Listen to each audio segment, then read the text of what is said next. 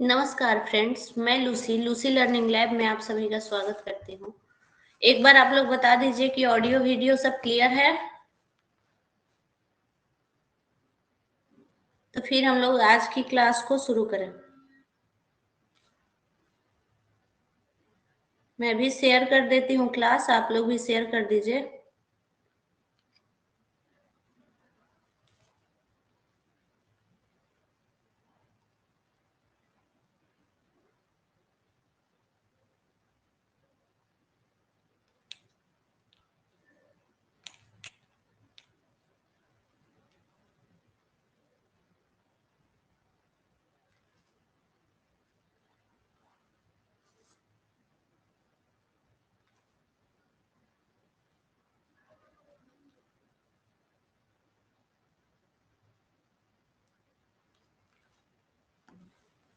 तो सबसे पहले हम लोग बात कर रहे थे कि अब हम लोग के एग्जाम में बहुत कम टाइम बचा है, ठीक है।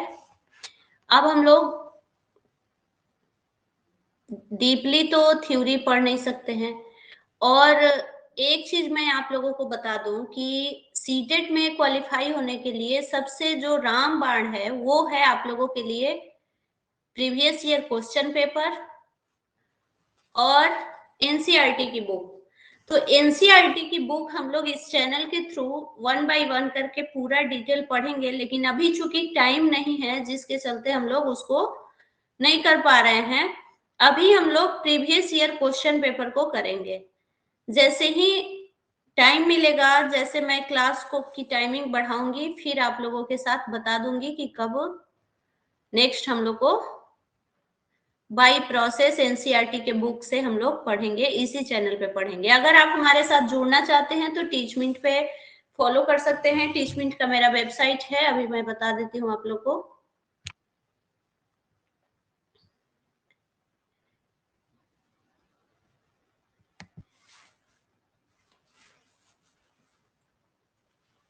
टीचमिंट का वेबसाइट है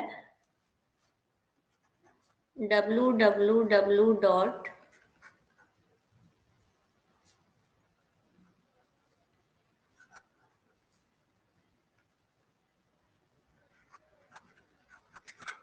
लूसी लर्निंग लैब डॉट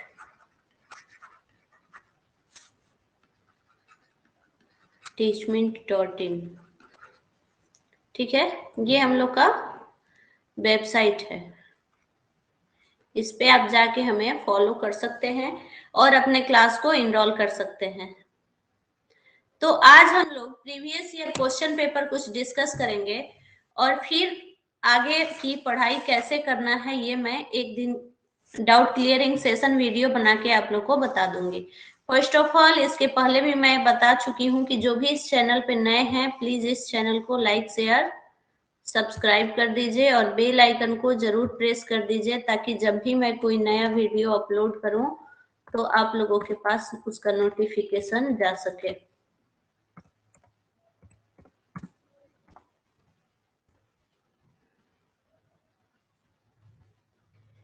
ये आपका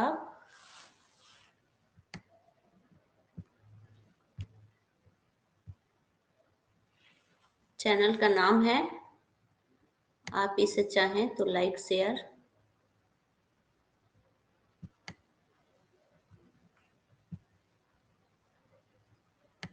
सब्सक्राइब कर सकते हैं। ठीक है, ये चैनल का नाम है लूसी लर्निंग लैब। अब हम लोग डिस्कस करेंगे प्रीवियस ईयर क्वेश्चन पेपर। तो 2018 का हम लोग किए थे।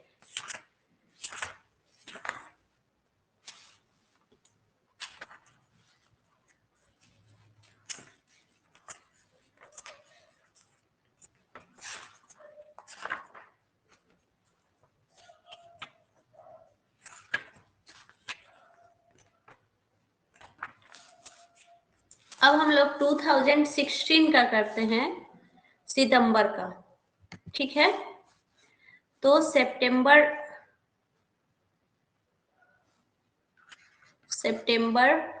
2016 16 का हम लोग previous year question paper discuss करेंगे। किसका? पेपर 2 का। Paper 2 means 6 to 8।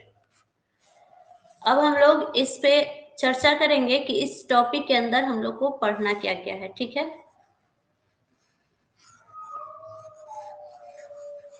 तो ये तो सबको पता है कि पेपर 2 में क्या क्या आता है। साइंस वाले के लिए साइंस और मैथ आएगा, एसएसटी वालों के लिए क्या आएगा?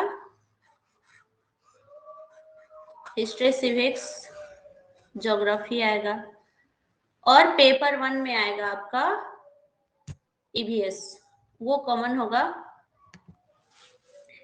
अब हम लोग बात करते हैं सबसे पहले इसमें सीडीपी की। सीडीपी यानी चाइल्ड डेवलपमेंट पेडागोजी। इसका फर्स्ट क्वेश्चन है कि निम्नलिखित में से कौन सा अधिगम के आकलन को उजागर करता है। जब भी इस चैनल पे हमारे साथ आप लोग फॉलो कीजिएगा तो उसमें मैं आप लोग को स्टडी मटेरियल दे दूंगी, वहां से आप लोग पढ़ सकते हैं। और टीचमेंट पे एक और सुविधा है कि आप चाहें तो वहां से प्रैक्टिस भी कर सकते हैं। मतलब बताए तो आप 1000 से भी अधिक क्वेश्चन एक दिन में प्रैक्टिस कर सकते हैं, बस सब्जेक्ट और कोर्स सेलेक्ट करके। तो आप वहां से भी प्रैक्टिस कर सकते हैं, बस टीचमेंट के साथ जुड़ के इनरोल कर लीजिए। प्ले स्टोर से टीचमेंट को डाउनलोड करना है और कुछ अपना फोन नंबर डाल के अपना आईडी क्रिएट कर लेना है। अगर स्टूडेंट है तो स्टूडेंट, टीचर है पढ़ाना चाहते हैं तो टीचर का आईडी क्रिएट कर लेना है। ठीक है, तो हम लोग आगे बढ़ते हैं कि निम्नलिखित में से कौन सा अधिगम के आकलन को उजागर करता है। अधिगम के आकलन को कौन सा लाइन है जो उजागर करता है, इसके बारे में हम लोग पढ़ते हैं। तो इसमें 4 ऑप्शन दिए हुए हैं आपके। शिक्षक मानक उत्तरों से विद्यार्थियों के उत्तरों की तुलना करके आकलन करता है, नहीं। शिक्षक पाठ्य पुस्तकों में दी गई जानकारी के आधार पर विद्यार्थियों की आकलन करता है, ये भी नहीं। शिक्षक किसी विद्यार्थी के निष्पादन का आकलन दूसरे के निष्पादन की तुलना में करता है, ये भी शिक्षक नहीं करेगा। क्या करता है शिक्षक? तो शिक्षक विद्यार्थियों की, इसका सही आंसर क्या होगा?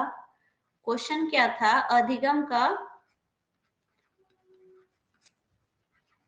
अधिगम के आकलन का उजागर,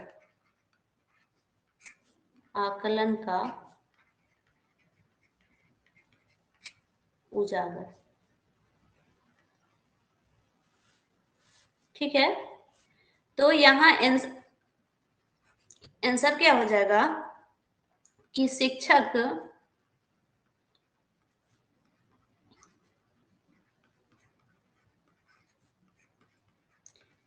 विद्यार्थियों की चिंतन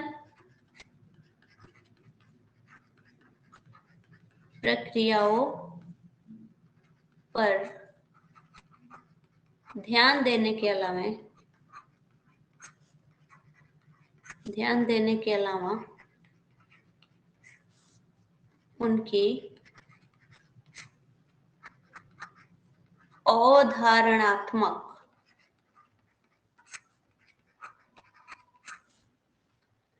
समझ का भी आकलन करता है, समझ का भी आकलन करता है। सिर्फ अधिगम का आकलन नहीं करता, क्या करता है? तो शिक्षक विद्यार्थियों की चिंतन की प्रक्रियाओं पर ध्यान देने के अलावा यानी उसके साथ साथ उनकी अवधारणाओं के समझ का भी आकलन करता है। ये होता है शिक्षक का रूल। ठीक है,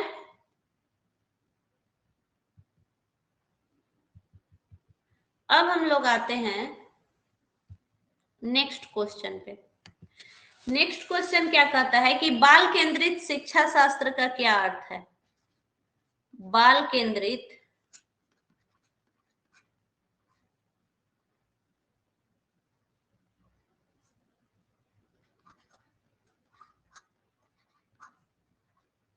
एक सेकेंड,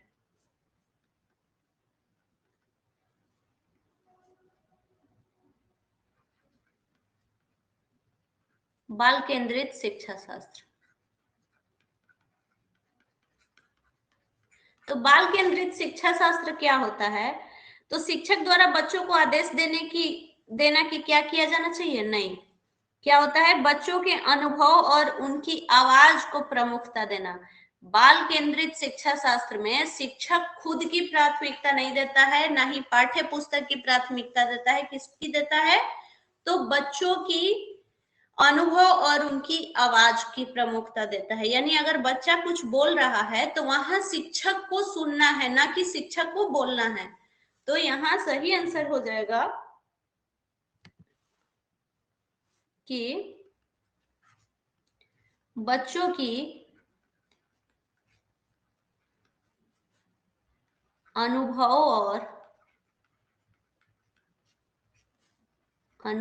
और आवाज को प्रमुखता देना।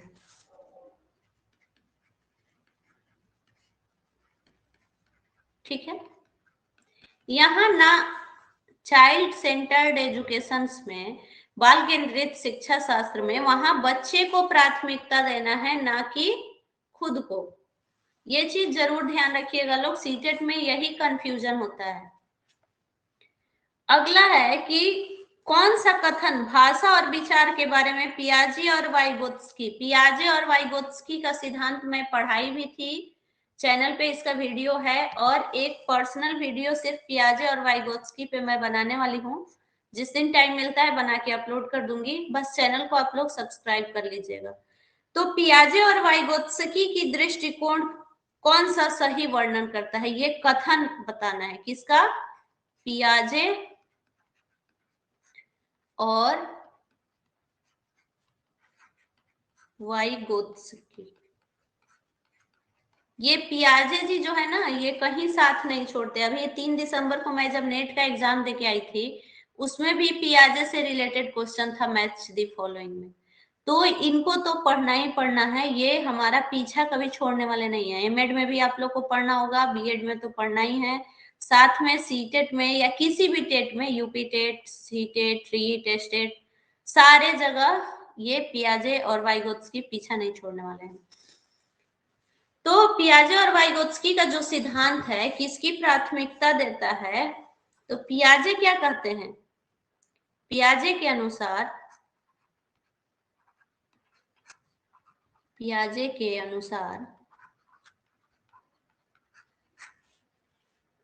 पहले विचार जन्म लेता है, पहले विचार जन्म लेता है।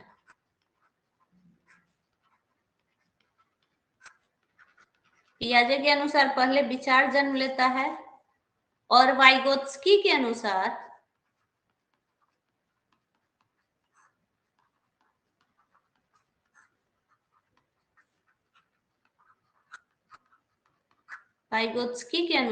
क्या होता है, कोई बताएगा?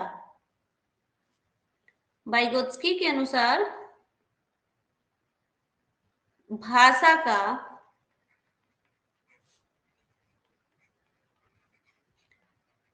विचार पर भारी प्रभाव पड़ता है।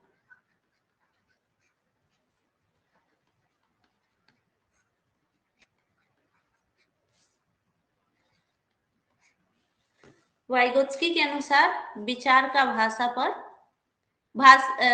का विचार पर क्या पड़ता है? भारी प्रभाव पड़ता है। अगला क्वेश्चन है कि विद्यालय यात्रा पर जाने के लिए पोती को अपने पिता से बहस करते हुए देखकर दादी कहती है, पोती जो है वो पिता से बहस कर रही है। किससे बहस कर रही है? पिता से बहस कर रही है, ठीक है।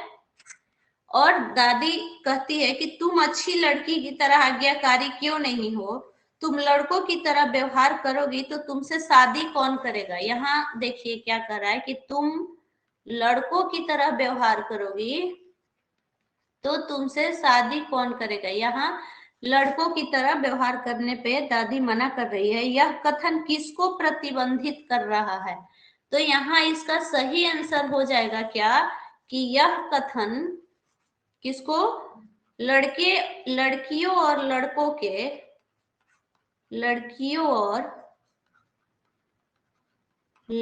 के स्वभाव के बारे में स्वभाव के बारे में रूढ़िबद्ध धारणा, ये इससे लैंगिक समानता से क्वेश्चन रहता ही रहता है, ये देखा गया है।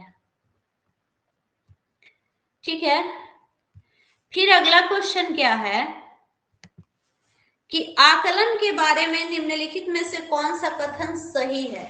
आकलन, तो आकलन के लिए बहुत सारे कथन दिए हुए हैं, ये बहुत लॉन्ग प्रोसेस है, मैं लिखती नहीं हूं, इसमें टाइम ज्यादा किलिंग होगा, आप लोग को बता देती हूं कि आकलन के बारे में क्या सही है।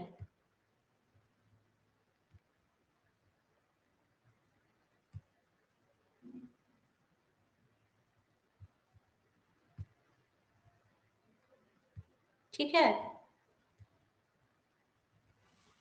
तो आकलन जो है, आकलन के बारे में, आकलन से विद्यार्थियों को यह सहायता मिलनी चाहिए कि वे अपने शक्तियों और रिक्तियों को देख सके, वे अपनी शक्तियों और रिक्तियों को देख के और शिक्षक तदनुसार उन्हें ठीक कर सके, ये तो होगा ही होगा। दूसरा है, आकलन तभी सार्थक होता है जब विद्यार्थियों का तुलनात्मक मूल्यांकन हो। कोई जरूरी नहीं है कि आकलन तभी सार्थक होगा। आकलन केवल स्मरण शक्ति का ही नहीं, बोधन और अनुप्रयोग का भी होना चाहिए। बिल्कुल सही है कि आकलन केवल स्मरण शक्ति का नहीं बल्कि बोधन और अनुप्रयोग का होना चाहिए। आकलन तब उद्देश्यपूर्ण नहीं हो सकता जब तक उसमें भय और चिंता का संचार नहीं हो, न हो। तो इससे कोई मतलब नहीं है आकलन का कि महत्वपूर्ण, उसमें महत्वपूर्ण तभी होगा जब भय और चिंता हो। यहाँ भय और चिंता से कोई मतलब नहीं है आकलन का। ठीक है, तो यहाँ ए और सी ऑप्शन हो जाएगा कि आकलन से विद्यार्थियों की सहायता मिलनी चाहिए, और दूसरा भय और चिंता से वो मुक्त हो, उसका सिर्फ क्या हो, बोधन और अनुप्रयोग हो। अगला क्वेश्चन है, हम लोग देखते हैं,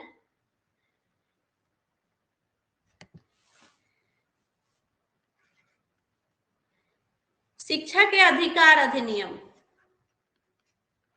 शिक्षा के अधिकार अधिनियम 2009। तो शिक्षा के अधिकार अधिनियम 2009 के अनुसार विशेष आवश्यकता वाले बच्चों को पढ़ना चाहिए। क्या पढ़ना चाहिए, तो खास तौर पर उन्हीं के लिए बनाए गए हैं जो विशेष विद्यालयों में हो, नहीं। घर पर माता पिता और देखभाल करने वालों के साथ जो आवश्यक सहायता उपलब्ध कराया जाए, ये भी नहीं होगा। क्या होगा, तो समावेशी शिक्षा व्यवस्था में इस प्रावधान के साथ ही उनकी व्यक्तिगत आवश्यकताओं की पूर्ति हो। इसका सही आंसर क्या हो जाएगा कि समावेशी शिक्षा में, समावेशी शिक्षा में, शिक्षा व्यवस्था में इस प्रावधान के साथ, इस प्रावधान के साथ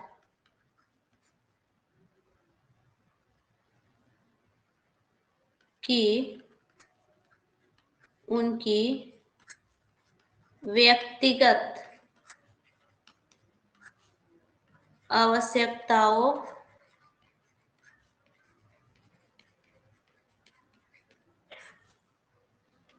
की पूर्ति की जा सके।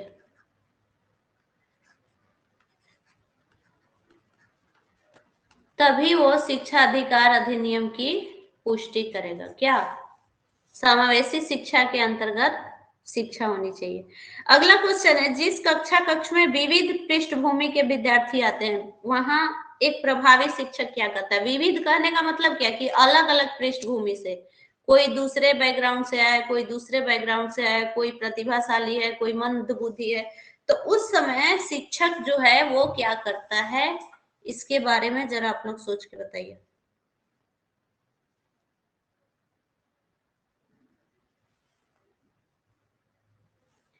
तो उस समय शिक्षक की क्या भूमिका होगी कि समूह में व्यक्तिगत भिन्नता को बताने के लिए उनकी सांस्कृतिक जानकारी पे ध्यान देना।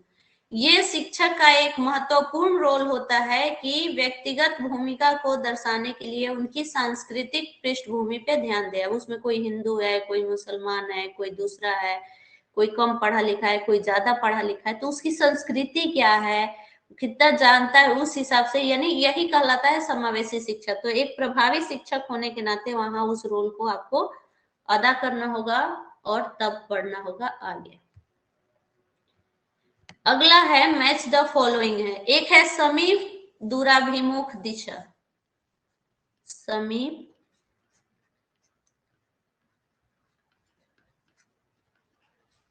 दूराभिमुख दिशा। अब समीप दूराभिमुख दिशा क्या होता है ये जरा हम लोग देख लें। तो समीप दूराभिमुख दिशा उसको कहते हैं जो शरीर के केंद्र से बाहर की ओर हो। किस, कहाँ, चाइल्ड डेवलपमेंट में ये हम पढ़ाए भी हैं, शरीर के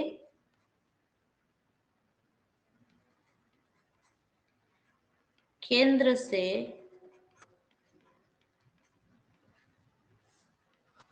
बाहर की ओर,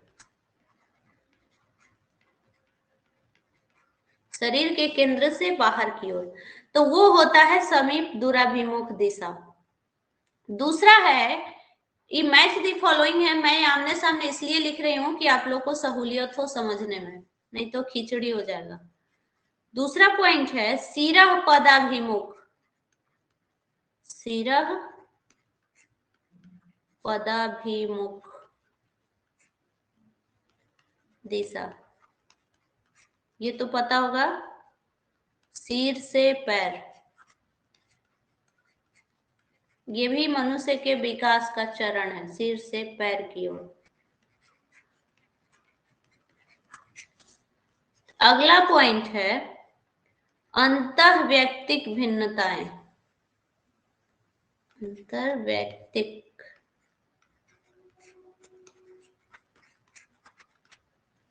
भिन्नताएं। ठीक है, ये होता है, क्या होता है अंतर्वैयक्तिक भिन्नताएं? विभिन्न बच्चे भिन्न भिन्न दर से बढ़ते हैं, विभिन्न बच्चे भिन्न भिन्न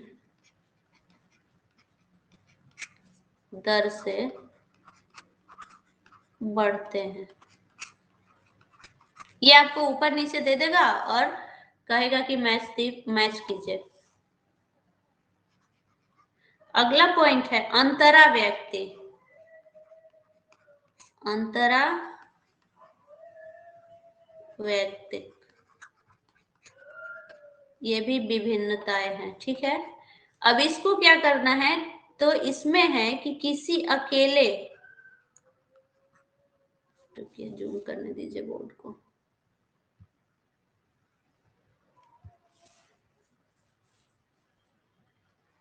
किसी अकेले बच्चे में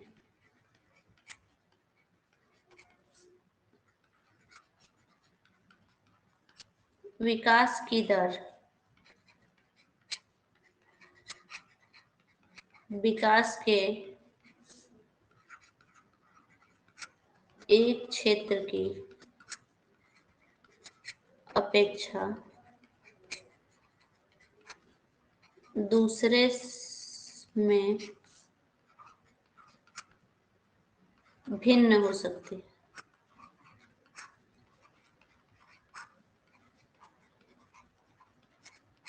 भिन्न, ठीक है, ये होता है अंतरावैयक्तिक विभिन्नताएं।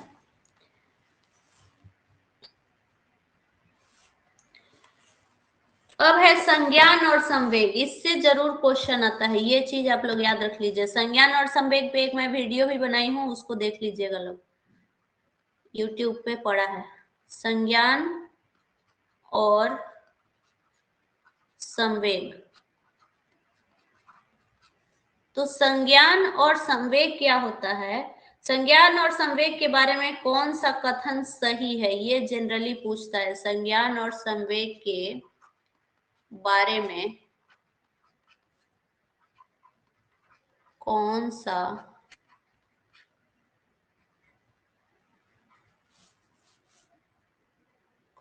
कथन सही है? तो इसका सही आंसर क्या हो जाएगा कि संज्ञान और संवेग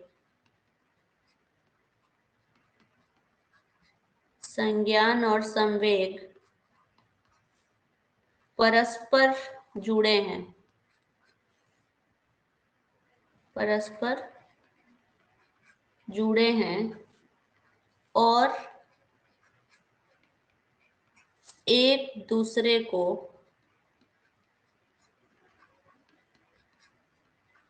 प्रभावित करते हैं, एक दूसरे को प्रभावित करते हैं। ये है संज्ञान और संवेग का मान। अगला क्वेश्चन है, विविध शिक्षार्थियों वाले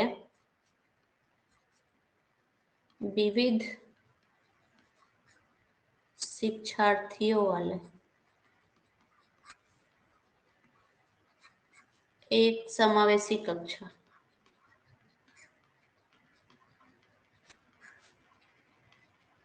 तो विविध शिक्षार्थियों वाली एक समावेशी कक्षा में सहयोगी अधिगम और समवयस्कों से सीखना, ये क्या कहलाता है? तो सक्रिय रूप से प्रोत्साहित किया जाना जिससे समवयस्कों की स्वीकार्यता बढ़े। क्या होगा? सक्रिय रूप से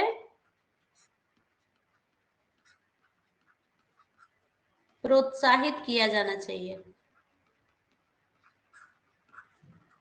प्रोत्साहित किया जाना चाहिए जिससे क्या हो? समवयस्कों की स्वीकार्यता बढ़े।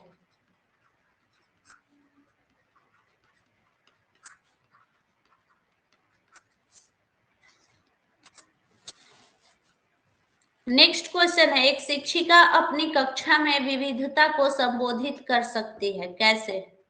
तो कैसे संबोधित कर सकती है विविधता को? तो पहला होगा विभिन्नताओं को स्वीकार करके और उसे महत्व देकर। दूसरा क्या होगा कि बच्चों की सामाजिक सांस्कृतिक पृष्ठभूमि का शिक्षा शास्त्रीय संसाधन के रूप में प्रयोग करके। बच्चों की जो सामाजिक सांस्कृतिक पृष्ठभूमि है, सोशियो कल्चर बैकग्राउंड है, उसको हम लोग को अनदेखा नहीं करना है। तीसरा होगा विभिन्न अधिगम शैलियों को समायोजित करके। नेक्स्ट क्वेश्चन है कि कोई शिक्षिका अपनी कक्षा में फर्नीचर की तीखी धार वाले किनारों को रुई से ढका रहने को कहती है, छुओ तथा अनुभव करो वाले सूचना पट्टों का उपयोग करने को कहती है। तो वह किस वर्ग के विशेष शिक्षार्थी को पढ़ाती है? यहाँ गौर करना है, छुओ तथा अनुभव करो, छुओ तथा अनुभव करो, क्वेश्चन में ही इसका आंसर छिपा है।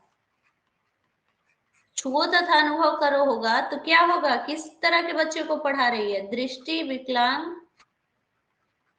विद्यार्थी।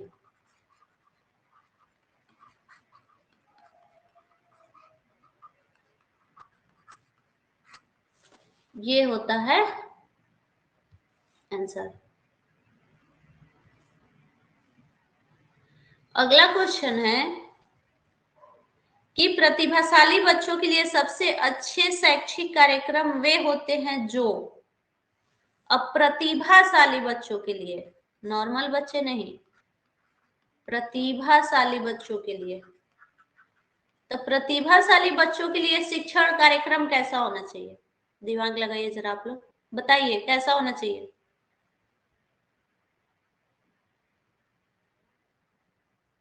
अपने को अनम्यूट करके आप बताइए कि प्रतिभाशाली बच्चों को के लिए सबसे अच्छा शैक्षणिक कार्यक्रम कैसा होना चाहिए?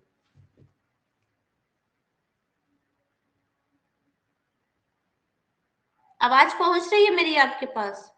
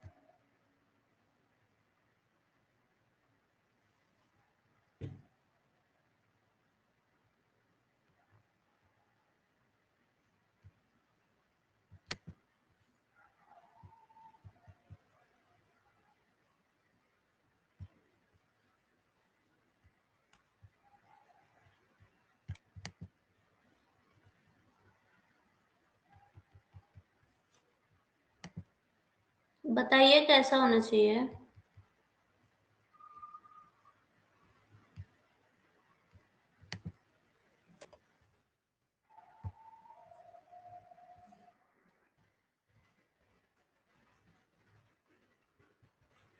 क्या आ गया सिस्टम में कुछ गड़बड़ी।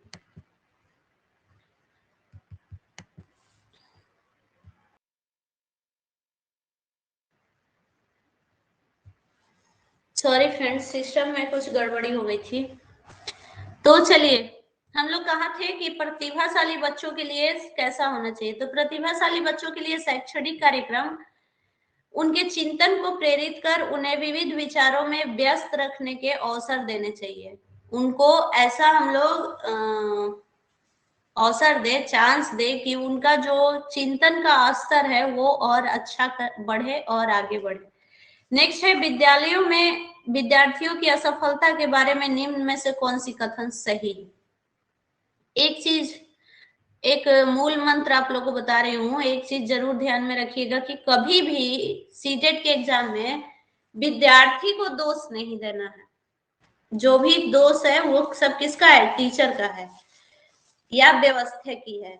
वहां विद्यार्थी कहीं दोषी नहीं है, इसलिए विद्यार्थी को दोष देना ही नहीं है। तो यहाँ भी विद्यालयों में विद्यार्थियों की असफलता के बारे में क्या जिम्मेदार है, तो विद्यार्थी असफल होते हैं क्योंकि शिक्षण उस तरीके से नहीं किया गया जो उनके लिए सार्थक हो। और दूसरा है, कूट है तो सी और डी होगा।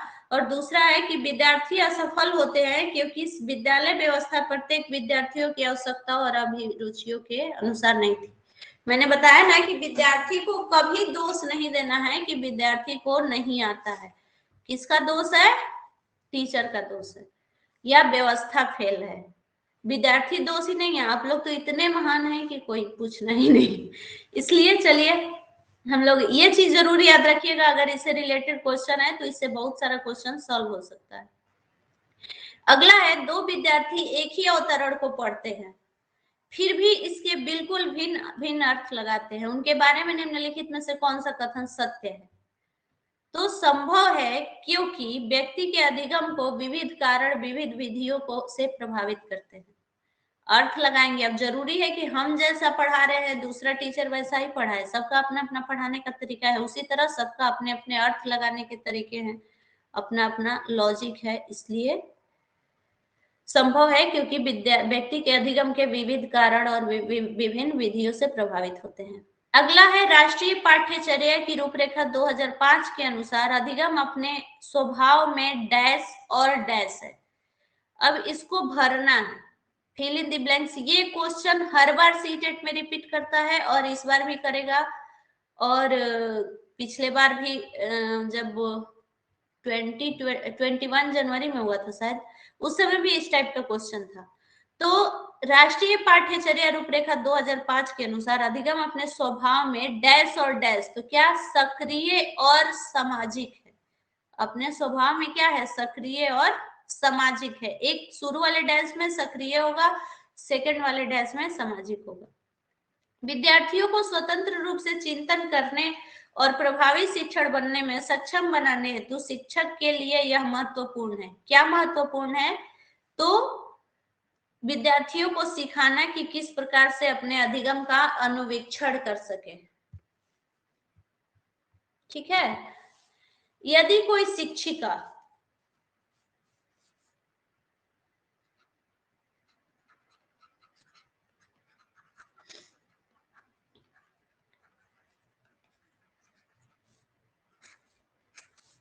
क्वेश्चन है कि यदि कोई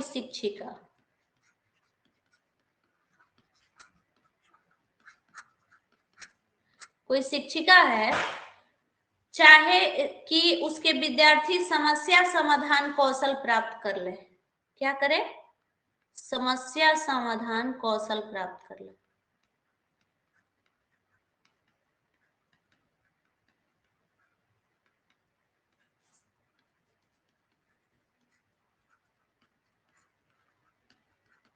समस्या समाधान कौशल प्राप्त कर ले तो विद्यार्थियों को ऐसे क्रियाकलापों में लगाना चाहिए जिनमें क्या हो, रटने का काम हो,